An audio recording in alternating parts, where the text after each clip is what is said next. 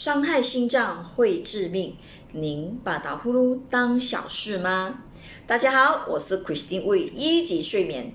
现在社会由于人们的生活压力变得越来越大，导致很多人呢都睡不好，晚上睡着之后容易出现打呼噜的症状。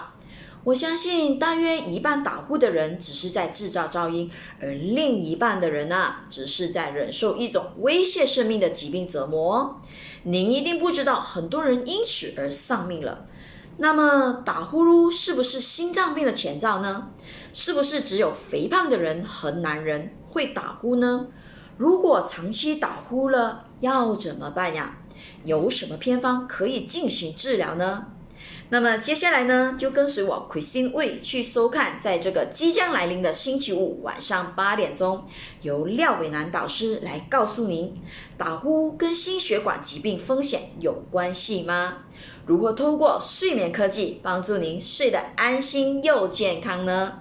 想要理清迷思的朋友们，一定一起来收看在10月7号星期五晚上8点钟的健康频道哦。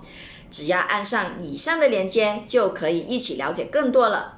如果大家喜欢我的分享的话呢，记得给我点赞哦，谢谢大家，记得点赞关注哦。